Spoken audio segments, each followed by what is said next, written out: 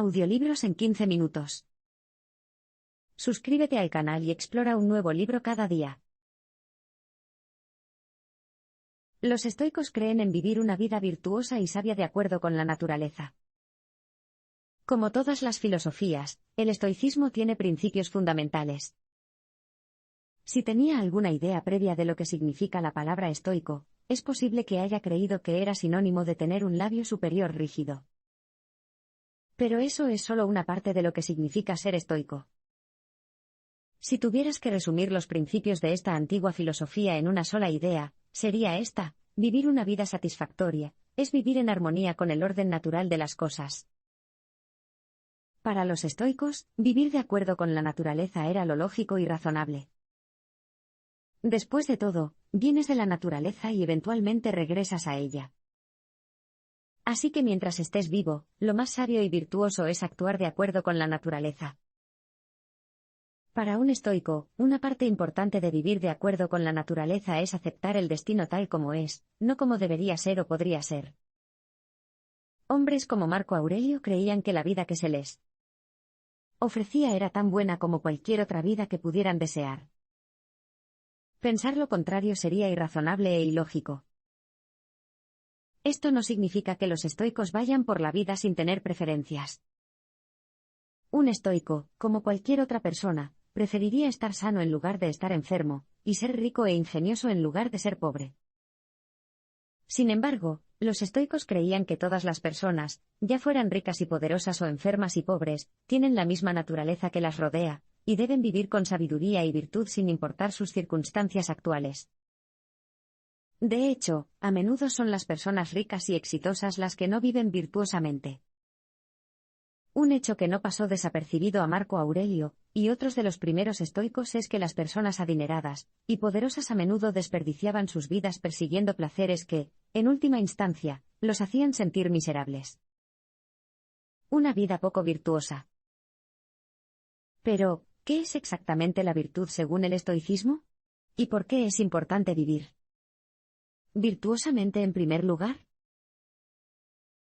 Desarrollar una relación con la virtud te brinda una brújula conductual consistente en la que confiar, sin importar lo que la vida te depare. La mayoría de la gente probablemente preferiría vivir una vida virtuosa. Sin embargo, la idea misma de virtud no solo es difícil de precisar, sino que también puede ser extremadamente difícil de cumplir en el día a día. Si observas los primeros escritos estoicos, descubrirás que describen 4 virtudes cardinales: sabiduría, moralidad, coraje y moderación. Estas son las virtudes que te guían hacia una vida armoniosa en la que te aceptas a ti mismo, y a los demás como ciudadanos del universo, y en la que también aceptas con elegancia los acontecimientos externos que no puedes controlar. Suena bastante simple, ¿verdad? Bueno, en la práctica, estos ideales son increíblemente difíciles de alcanzar, especialmente si consideramos a la sociedad en general y a periodos prolongados de circunstancias estresantes. Y, sin embargo, estos son los mismos principios sobre los que Marco Aurelio meditó y por los que vivió su vida. Desde muy joven y hasta sus últimos suspiros, mantuvo estos principios como su guía, y lo hizo mediante una cultivación y un entrenamiento deliberados. Los estoicos creían que se podía desarrollar un sentido de virtud y, con la práctica continua, adoptar las características positivas deseadas. No se trata de ser perfecto, ya que todos los estoicos admitirán ser falibles. Pero eso no significa que no podamos esforzarnos continuamente por ser mejores, y mantener nuestros ojos fijos en esos ideales. Entonces, ¿cómo se practica y se entrena para ser un buen estoico? Puede ser difícil, pero se trata de elegir el camino correcto cuando surge la situación. A menudo, se nos da la oportunidad de elegir, y la práctica consiste en seguir eligiendo la acción que sea sabia, moral, valiente o moderada. Este es el camino del estoico. Con la práctica, puedes desarrollar el hábito de elegir el autocontrol y la gratificación retrasada en lugar de los placeres rápidos y fáciles. Marco Aurelio tomó muy en serio esta filosofía de la virtud activa y la aplicó a sus acciones diarias, así como a sus decisiones administrativas. Como veremos en un abrir y cerrar de ojos, lo hizo como parte de una búsqueda de la felicidad auténtica, y no hay nada que te impida seguir su ejemplo. Si dominas tus pasiones, la felicidad auténtica vendrá naturalmente. La vida a menudo se compara con una montaña rusa, y por una buena razón. Algunos días estamos en lo alto y nos sentimos imbatibles, otros días, estamos en el basurero, tristes, enojados o incluso malditos, como si el mundo quisiera atraparnos. Marco Aurelio se negó a pasarse la vida entre los altibajos de esta manera. Al principio de su vida, reconoció que tenía problemas reales de ira, y sabía que sucedían cosas malas cuando se entregaba a esos ataques de furia. Afortunadamente, encontró la manera de gestionar esta ira con la filosofía estoica. Cuanto más se sumergía Aurelius en el estoicismo, más firme se volvía su ira, y sus otras emociones. Cuando murió, Marcus creía que, a través de la práctica deliberada, había ganado el control de su espectro emocional, y había alcanzado lo que los estoicos llamaban felicidad auténtica. En lugar de basarse en el placer, los buenos sentimientos o los deseos satisfechos, la felicidad auténtica se deriva únicamente de la satisfacción de una vida virtuosa. Si te parece atractivo salir de la montaña rusa emocional de la vida, la buena noticia es que puedes tomar los mismos pasos que tomó Aurelius al aprender a ser más consciente de tus emociones negativas y positivas. La práctica estoica es similar a lo que los psicoterapeutas modernos llaman distancia cognitiva. Básicamente, es la práctica de separarte conscientemente de tus emociones, dando un paso atrás para poder ver tus respuestas emocionales desde una perspectiva externa y sensata. Una vez que tus emociones ya no te ceguen, podrás empezar a utilizar la razón y la lógica para tomar mejores decisiones que no estén determinadas por una maraña de sentimientos confusos. Por lo tanto, la próxima vez que sientas que la ira aumenta y obstaculiza tu capacidad de tomar decisiones racionales, reconoce esta emoción y aléjate de ella, para poder observar la situación como un tercero desapasionado. Cuando ves tu ira y tus pasiones como si pertenecieran a otra persona, puedes dejar de reaccionar impulsivamente y, en cambio, responder de manera razonable, a tu propio ritmo. Cuando sientas que la montaña rusa de la vida te lleva a dar un paseo, imagínate de pie firmemente en el suelo, observando desde una distancia segura. Imagínese mirar hacia arriba y decir, hay una persona que sube y baja, mientras deja de lado los sentimientos extremos. La persona atrapada en la montaña rusa reaccionará al impacto y a la velocidad del viaje. La persona sobre el terreno experimentará una felicidad auténtica y constante. No tiene sentido desear la inmortalidad porque es lógicamente imposible. ¿Te recordarán el día después de tu muerte? ¿Qué tal un año, una década o un milenio después? Lógicamente hablando, todo en la historia, grande y pequeño, acabará por olvidarse. Para algunas personas, el hecho de que algún día sean olvidadas es una gran fuente de ansiedad. Por lo tanto, se comportarán de manera irracional y llegarán a extremos, y tontos en un esfuerzo inútil por dejar una huella permanente en la historia y, por lo tanto, convertirse en inmortales. Aurelius y los estoicos adoptaron el enfoque opuesto. Comprendieron la impermanencia de la vida, y cómo el tiempo es un gran factor de nivelación, pero no lucharon contra estos hechos, sino que los aceptaron. Marco Aurelio no se esforzó por ser recordado como un gran emperador, contemplaba regularmente la imposibilidad de que lo recordaran en absoluto. Si tuvieras que tomar decisiones impulsadas por el ego para lograr la inmortalidad, seguro que terminarás decepcionado. Con esto en mente, Aurelius aceptó su eventual fallecimiento a temprana edad, y dejó que este hecho lo guiara a tomar decisiones racionales. Según la mayoría de los relatos, vivió una vida mejor gracias a ello, sin la carga de su ego. La ironía es que, si bien Aurelius no tenía interés en ser recordado, sigue siendo, más de uno. 800 años después, un ejemplo de uno de los más grandes líderes de la antigüedad. Por lo tanto, la historia nos muestra que son los líderes menos impulsados por el ego los que se diferencian de la multitud. No puedes detener el paso del tiempo. No importa cuánto intentes engañar a la muerte, todos nos dirigimos hacia el mismo final inevitable, de una forma u otra. Los estoicos y Aurelius lo sabían bien, por lo que consideraron la muerte junto con todas las demás opciones que se les dieron en la vida, ya que podían morir bien o mal. A través de la práctica diaria, Aurelius gradualmente se sintió más cómodo con la realidad de la vida y la muerte. Utilizó meditaciones sobre la virtud y la bondad para ayudarlo a tomar sus decisiones diarias. Sus escritos dejan claro que este tipo de práctica es algo que cualquiera puede hacer, no solo los emperadores. La filosofía estoica no se basa en la supresión o la pasividad, sino en elegir sabiamente las reacciones personales y aceptar la realidad con alegría. Hay muchos malentendidos populares sobre el estoicismo. Mucha gente piensa que ser estoico significa centrarse en la muerte y evitar el entretenimiento y el placer. Y luego están los que piensan que los estoicos son todos como el señor Spock, impasible, obsesionados con la lógica y aburridos. Algunas de estas ideas provienen del hecho de que muchos de los escritos que los estoicos han dejado atrás tienden a ser bastante secos, con un estilo realista que puede resultar desapasionado y desalentador.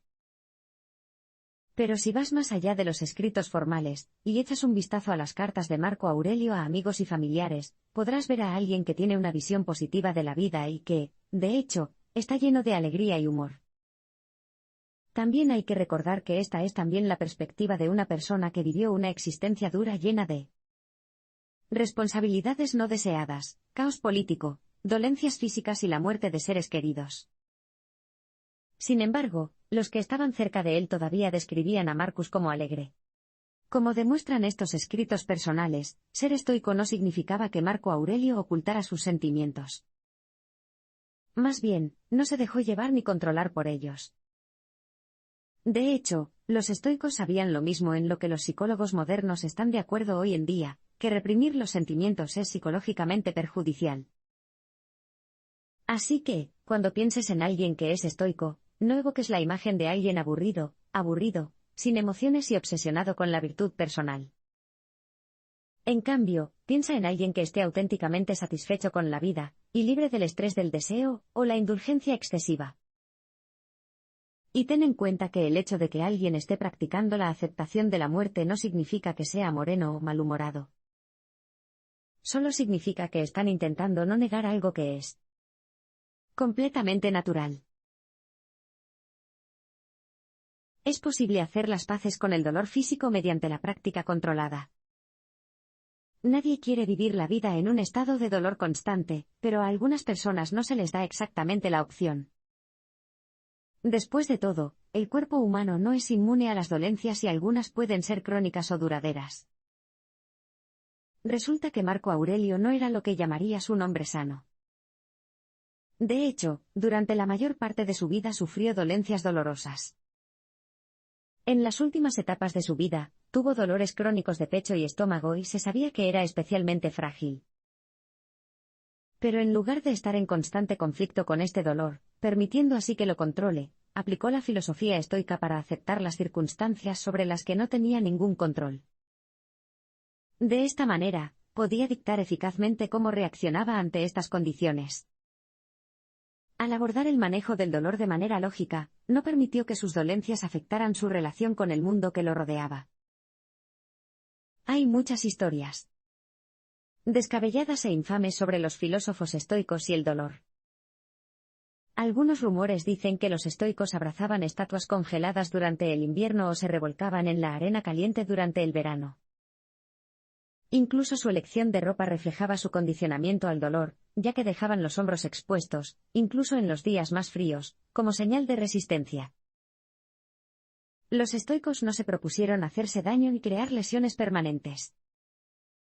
Más bien, se estaban inmunizando gradualmente contra las dolorosas condiciones que estaban por venir, ya fueran externas, como el clima, o internas, como la enfermedad y la vejez. Todo era una forma de aceptar los elementos naturales, y lidiar con el dolor en lugar de esconderse de él o dejar que los controlara. Aurelius también era famoso por meditar sobre la geografía de su dolor. Esto significaba que si sentía dolor en el pie, mantendría conscientemente el dolor en el pie, y no permitiría que infectara o interfiriera con el resto de su cuerpo o su mente. El filósofo griego antiguo Epicuro resume bastante bien la relación de los estoicos con el dolor cuando señala que el dolor siempre es soportable, porque es agudo o crónico, pero nunca ambos. Por lo tanto, es temporal y soportable o duradero y manejable. No importa el dolor que experimentes, puedes soportarlo, especialmente si sigues el camino del estoico. Cuando reconozcas el valor de las dificultades voluntarias, disfrutarás más de las cosas buenas de la vida. Si bien el dolor físico puede ser una de las molestias más desafiantes de la vida, las dificultades pueden presentarse de muchas formas diferentes a lo largo de la vida. Los estoicos, incluido Aurelio, sabían que era parte de la condición humana querer cosas placenteras y fáciles de conseguir. Sin embargo, Aurelius pudo darse cuenta de que las personas no estaban satisfechas con sus vidas por la sencilla razón de que es insostenible seguir pensando que las cosas siempre deben ser placenteras y cómodas. Aquí es donde entra en juego la práctica de las dificultades voluntarias.